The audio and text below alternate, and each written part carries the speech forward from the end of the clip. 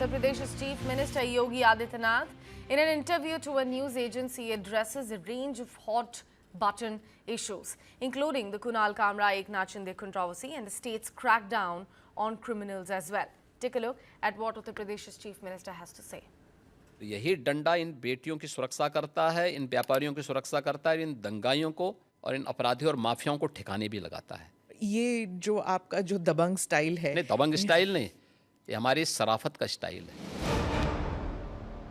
एक कॉमेडियन जो है महाराष्ट्र में, उन्होंने संविधान को दिखाया और कहा इस संविधान से मुझे अभिव्यक्ति की आज़ादी मिलती है। आपके अभिव्यक्ति की स्वतंत्रता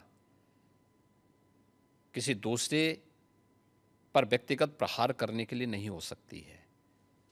दुर्भाग्य है कि कुछ लोगों ने देश का चीरहरण करना, विभाजन की खाई को और चौड़ी करने के लिए इस अभिव्यक्ति की स्वतंत्रता को अपना जन्मसिद्ध अधिकार मान लिया है।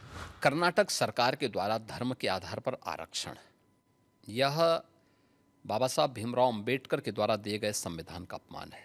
1976 में क्या नहीं किया था इन्होंने संविधान के साथ में, गला घोंटने का काम किया था। तो ये कांग्रेस तो हमेशा करती रही और आगे जो भी बोल रहे हैं डीके शिव कुमार, ये वही बोल रहे हैं जो कांग्रेस की विरासत से उन्हें प्राप्त हुआ। 2024 में क्या गलत हुआ? जो दुष्प्रचार किया था, और ये दुष्प्रचार ही नहीं किया था, विदेशी पैसे भी इसमें इन्वॉल्व थे।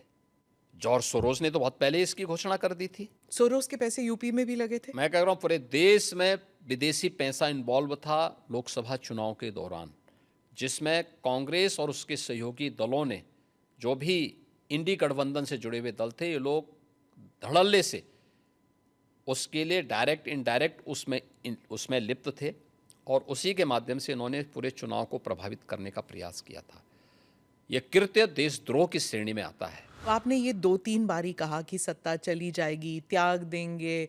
जब ऐसी बातें होती है तो फिर अटकलें लगाई जाती है कि शायद योगी जी दिल्ली की तरफ देख रहे हैं।